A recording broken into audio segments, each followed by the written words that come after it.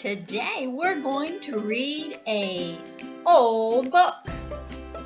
The name of this book is Those Terrible Toy Breakers. I don't know about you, but a lot of boys and girls do not take good care of their toys. They throw them around, they step on them, they play with them in the dirt, and they break their toys. And then they cry because they don't have any good toys. Let's see what this book has to say about boys and girls that break their toys. The pictures in this book are a little bit small, but I'll try to come in close so that you can see them. This page says, Walter lived in the jungle. At least he thought it was the jungle. It looked like it. There were thick bushes all around Walter's house and big trees all around his backyard.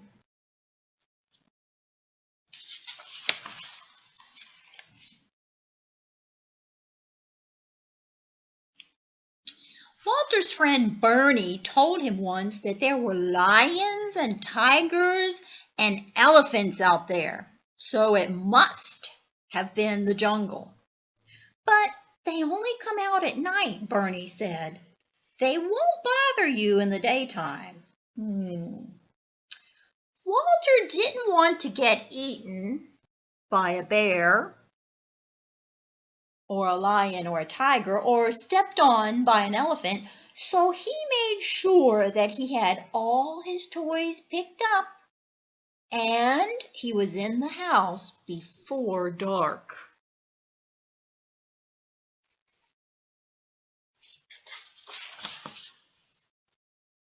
There's his house. But one night, Walter forgot to put his tricycle away. When he went out the next morning, he found it all bent. "Oh, what a terrible thing to do," said Walter to Bernie. "A lion did it," Bernie said. "You can tell by the claw marks on the handlebars." Do you see any claw marks on those handlebars? I don't know. A few days later, Walter kicked his football so hard he couldn't find it. In the morning, it was sitting in the middle of the yard, as flat as a pancake. "Someone around here isn't being very nice," Walter told Bernie. "It's a mother tiger," Bernie said after he looked at the ball. "Those stripes on the ball would fool a tiger and make her think it was a tiger egg. And of course she would sit on it to try and hatch it." That sounds like a tall tale to me. Well, look at that one. Nothing else happened until Walter's wagon got stuck in the garage doorway while he was putting it away. In the morning, it wasn't stuck anymore, but it was broken right in half. Oh, Walter was angry. "Who could do such a terrible thing?" he asked Bernie. "An elephant," said Bernie. "Only an elephant's foot could break a wagon in half like that."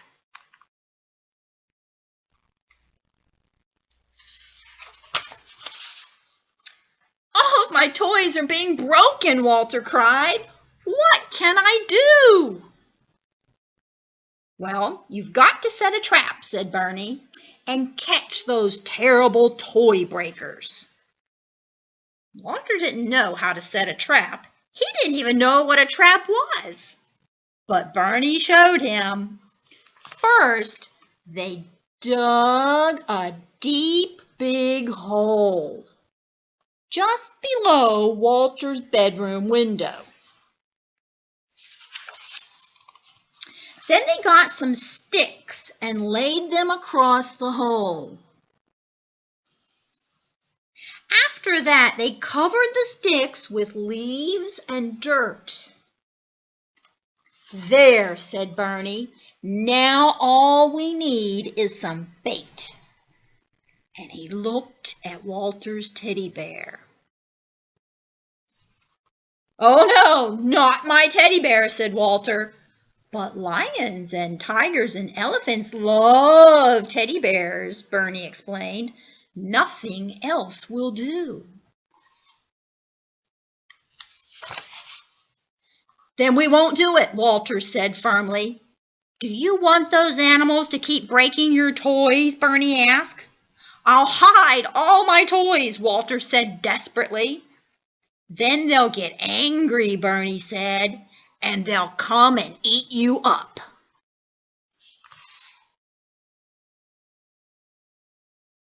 I don't think Bernie is a very good friend.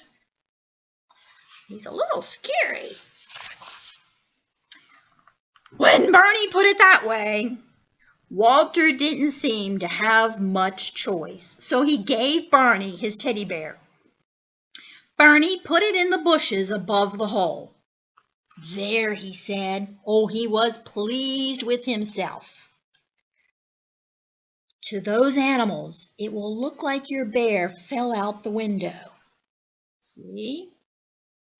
And when they come over to get it, woof, they'll fall into the hole." Oh, Bernie was excited. He's going to catch those animals. Then Bernie and Walter went up to Walter's bedroom window to wait. Walter was almost asleep when Bernie nudged him and whispered, "Hey, hey, here they come." Sure enough, a lion, a tiger, and an elephant came out from behind the trees and crept toward Walter's teddy bear. Oh dear, what's going to happen? The lion who was leading the way was the first one to fall into the hole. He reached out to grab a branch, but he grabbed the tiger's tail instead and pulled her into the hole too. "Get us out of here," they called to the elephant. The elephant got down on his knees and leaned into the pit. "Grab onto my trunk," he said, "and I'll pull you out." Both the lion and the tiger lunged for the elephant's trunk and grabbed hold. "One at a time," shrieked the elephant. But it was too late. The weight of the lion and the tiger together was too much for the elephant, and he tumbled headfirst into the hole on top of those two cats.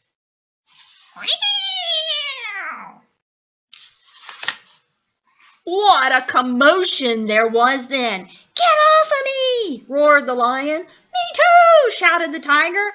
"I can't," said the elephant. "I'm stuck." Well, while all this was going on, Bernie and Walter ran downstairs. Walter lifted his teddy bear out of the bushes and held on to it very tightly. "Are you the ones that broke my toys?" Walter asked. "Accidents," said the lion. "All accidents." "We never meant to break them," insisted the tiger. "We were just playing," added the elephant. "Now help us out of here." "Oh no, not until you promise to fix Walter's toys," said Bernie. "We promise," said the lion, the tiger, and the elephant. So, Walter and Bernie took hold of the elephant's trunk and pulled as hard as they could. Slowly, the elephant climbed out of the hole and plopped down on the grass. "Whew," "Thanks," he said to Walter and Bernie. Then he reached into the hole with his trunk. "Now," he said to the lion and the tiger, "try it one at a time." And soon they too were out of the hole and on the grass beside Walter and Bernie.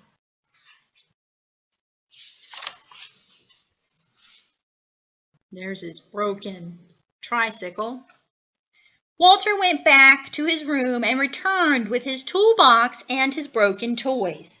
True to their words, the lion, the tiger, and the elephant went right to work repairing the toys, fixing them up as good as new.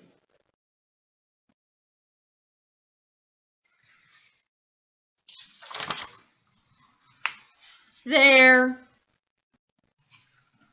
they said when they were finished, "all fixed." "Thank you," said Walter. "You did a wonderful job." "You're welcome," they said. "We're sorry we broke them." Walter felt as bad about trapping the lion, the tiger, and the elephant. He felt so bad about trapping the lion, the tiger, and the elephant that he gave each of them a present.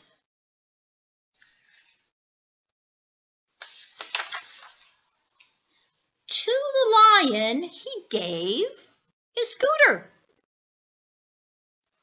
To the tiger, he gave his striped beach ball. Looks like a watermelon. To the elephant, he gave his cowboy hat, cowboy robe, and spurs. See the spurs? That's a cowboy elephant.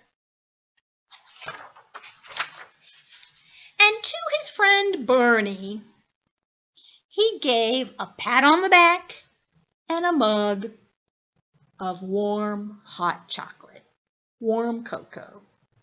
And they went back to bed. I guess they were having a sleepover that night. And that is the end of the Terrible Toy Breakers. That's a funny book, but it didn't really tell us about what to do about boys and girls that break their toys. But I think you know the answer to that. Take care of your toys. Don't leave your toys outside all over the yard. Bring them in. Line them up.